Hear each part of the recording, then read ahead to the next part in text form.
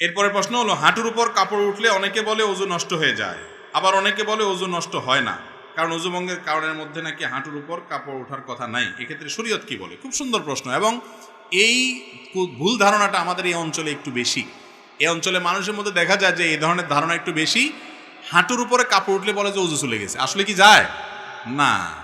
হাঁটুর উপরে কাপড় ওঠার সাথে ওযু যাওয়ার সম্পর্ক, ওযু যাওয়ার সম্পর্ক কিসের সাথে বলেন তো?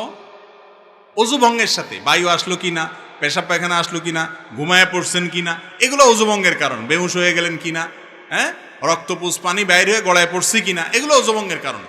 ওযু ভঙ্গের কারণ যদি না পাওয়া যায়, তাহলে হাঁটুর উপরে কাপড় ওঠার কারণে কি হবে না, ওযু ভাঙবে। তবে যদি মানুষের সামনে, আরেকজনের সামনে হাঁটুর উপরে আপনার যার সতর যে আপনার দেখার জায়েজ নাই, ওযুখানা ওযু করতে গিয়ে এইভাবে হাঁটুর উপরে কাপড় উঠাইছেন অন্যের সামনে, ওযু না ভাঙলে কি হবে? ফরজ ভেঙে যাবে। ফরজ ভাঙা বুঝেন কি? সতর ঢাকা ফরজ না, সেটা ভেঙে যাবে। সেটা ভাঙলে গুনাহ হবে না, এই জন্য ওইটা বড় গুনাহ হবে। ওযু ভাঙলে তেমন কোনো বিপদ হতো না, ওযু ভাঙলে আবার ওযু করতেন, অসুবিধা কি? কিন্তু গুনাহ হয়ে যাবে অন্যের সামনে। এই জন্য যাতে অন্যের সামনে হাঁটুর উপরে রান টান এগুলো দেখা না যায়, এই জন্য ওইটাকে ঢেকে ঢুকে রাখবেন। কিন্তু যদি কোনো কারণে উঠে যায়, তাতে ওযু ভাঙবে না, ওযু থাকবে।